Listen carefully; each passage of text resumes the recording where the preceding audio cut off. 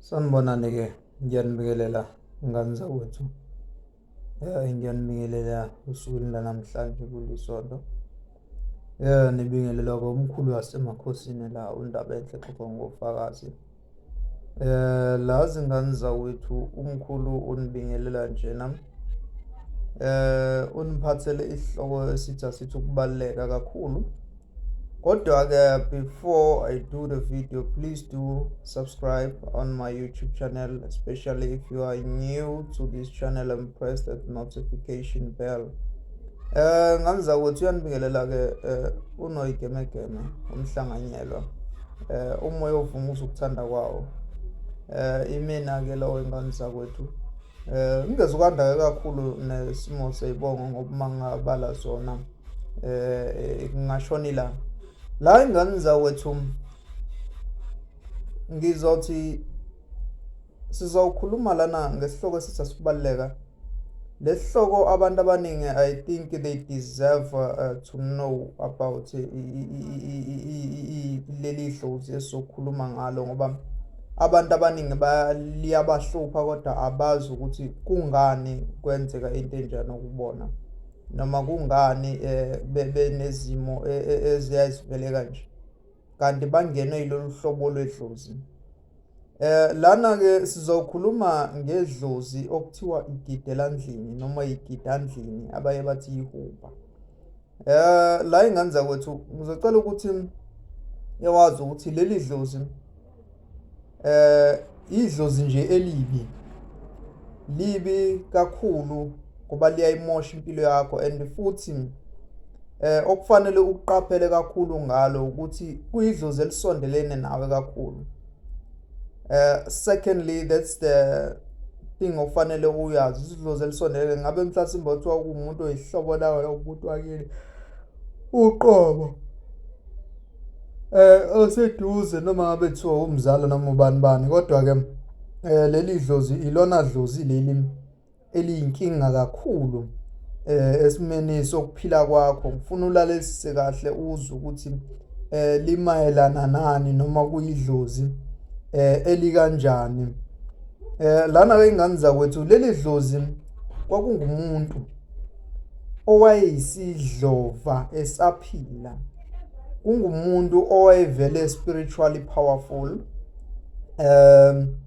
enamandla, kodwa kuwumuntu nje wesidlova, owundlovu kayiphikiswa futhi imvamisa wayevamisa ukusebenzisa nje nanemithi kakhulu yogazi, ngabeka ngichaze kanjalo.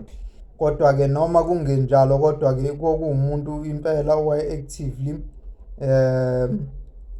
in spiritually, kodwa enza izinto ezingasile, ezenza futhi ngenkani.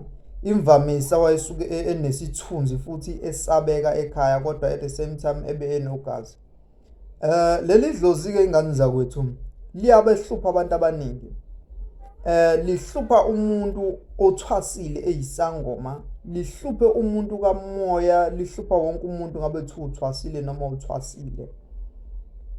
Leli dlozi indlela eliyiyo, uma sizoqala nje la kuwena ongathwasile, kwenzeka ukuthi uzinike uzithole ithuba, ngikhathana noma uthi uwesilisa noma uwesifazane, kodwa liyakwembatha. Ukukwembatha kwalo likwenza ube nogazi oluningi ingane zakwethu. Likwenza ube nogazi oluningi kakhulu, uthandeke nje kakhulu. Mostly uthi la uqhamuka khona umuntu wesilisa, uma ubungowesifazane efisa ukuthandana nawe, akushele nje uyoshela. Ngisho kuthiwa-ke isikhathi esiningi take a note ukuthi wena osuke wahamba wanenkinga yokuthi uhamba abelaphi bendabuko, kodwa manje uzifica uthola ukuthi manje lento kade uyifuna noma kuthiwa ubu-serious kangakanani uthanda ukuthi inkosi yami akusize umuntu noma esekuhlole kahle wenzeni, kodwa manje qiqiqi useyajika, usefuna ukukushela, usefuna ukuthanda nawe, usebona unkosikazi kuwe. Indlela-ke eliyiyo avele very powerful ngasekuthenini lichame umuntu noma limenze umuntu ukuthi abone engaba umuntu ungaba umuntu ongathandana naye. Naku umuntu wesilisa kanjalo kuyenzeka uthole ukuthi uhambile waya kumelaphi. Kodwa-ke akugcini kubelaphi kuphela. Ngifanekisa le ndaba yokubelaphi ngoba abantu abaningi, there are so many people ba-complain ukuthi yazi nginebhadi lokuthi ngithi uma ngihambile ngaya kumelaphi, ngabe owesilisa noma owesifazane, uthola ukuthi ubona ukuthi ayibonanga umakhosi usenokushalashalaza nkosi yami, nayo indoda isize naye iyashalaza ibona ukuthi hayibo nangu umuntu engathi manje useqonda ukuthi noma engeze ukuyibeka straight kodwa manje useqonda ukuthi cha ufuna ukuthi nizwane. Uma ngowesilisa-ke kodwa uthola ungowesifazane uthola ukuthi nje awuvele nje ugquma uhlala odabeni ngoba phela abantu besilisa unqeni ukukhuluma uma ngabe into eyifuna. La ingane zakwethu-ke iyayikunikeze leyo nto into esuke njengaleyo. Take a note-ke la kuwena-ke wena-ke osuke ungakalokhuzana osuke ungakothwasi, izona zonke iy'nkinga lezo qhamukana ohlangabezana nazo.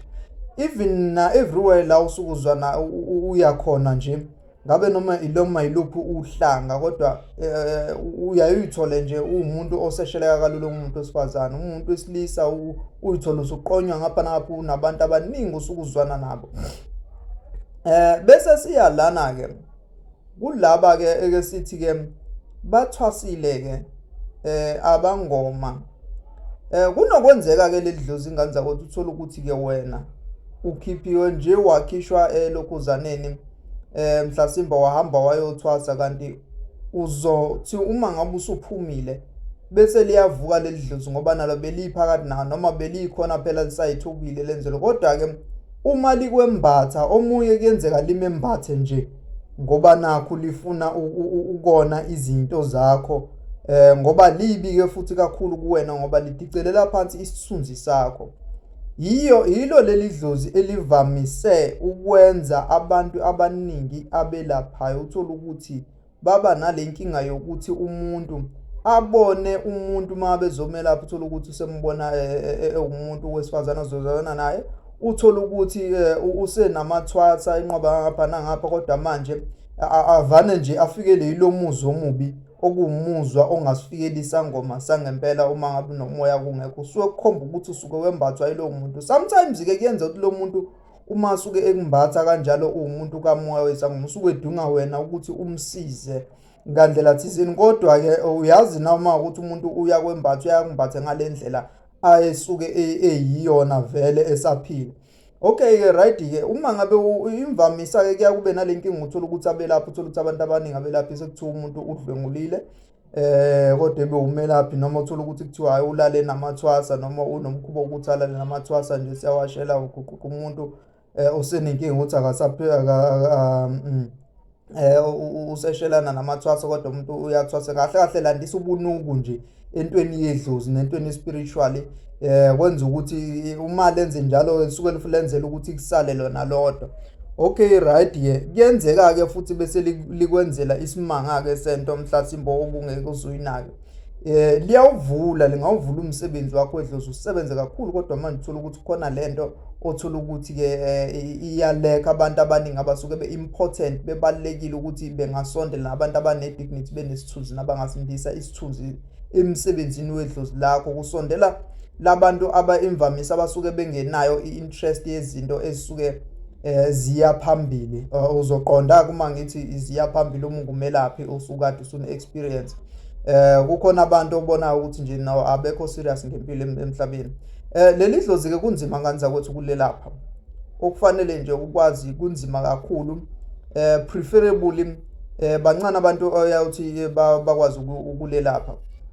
Leli dlozi liyinkinga ngoba liyakunikeza even ngisho nanogazi nemoto, liyakunikeza futhi nanomcebo, kodwa-ke yazi ukuthi kusuke kuyindlela embi and futhi kuyayidinga ukuthi ulisuse kakhulu. Ningabantu-ke niyayinibona ukuthola ukuthi kukhona umuntu othola ukuthi uyasebenza kodwa manje uthola ukuthi umbathwe leli dlozi. Abanye-ke balimbatha hayi ngoba belimbethe, kodwa-ke kuyenze uthola ukuthi umuntu ulithola la ekade khona wayehambe befaka, kakhulukazi laba abavamise ukufakwa umuntu ingcama, umuntu engatshelwanga ukuthi ezani noma engazi ukuthi ucatshwa ngandlela. Nangisho ukuthi nibalekele ukugcatshwa kumanithwasa niseyinyangeni, ngoba lokho umuntu kuyaye umuntu ayisuke kugcatshwela ukuqiniswa nokunye ke kusuke mhlasimbe kumphethe, kodwa imvamisa isangoma siyagcatshwa imvamisa uma siphuma. Not unless idlozi lakho umuntu lingakuthandi lokho, kodwa ungathi ayikuthandi kanti ukusuka kuwe ngoba nakho ubalekela ngoba zizokushaya induku usungaphandle.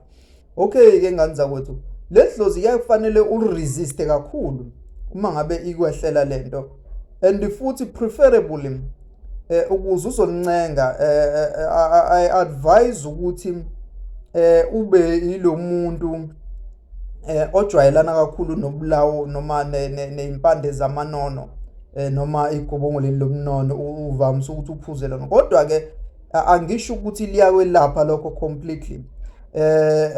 Angisho ukuthi lokho kuyisombululo. Uma ngabe ufuna kahle ukwazi ukuthi lelapheka kanjani, ungaya kumuntu nanoma imuphi onolwazi nenjuladlozi ngalolu hlobo lwaleli dlozi, ongakwazi ukuthi akunike ukuthi cha iyelapheka kanjani le nkinga. Nami-ke ngixoxa nje ngayo ngoba nakho sengiresearchile ngayo, sengiyazi ngalo ukuthi liyidlozi elikanjani and futhi nanokulapheka kwalo umuntu ungalapha kanjani. Ingane zakwethu, idlozi leli eliyinkinga, ngoba ikakhulukazi ofuna uqaphele kulo liyayilokhuzana, liyasimosha isithunzi sakho as umelaphi.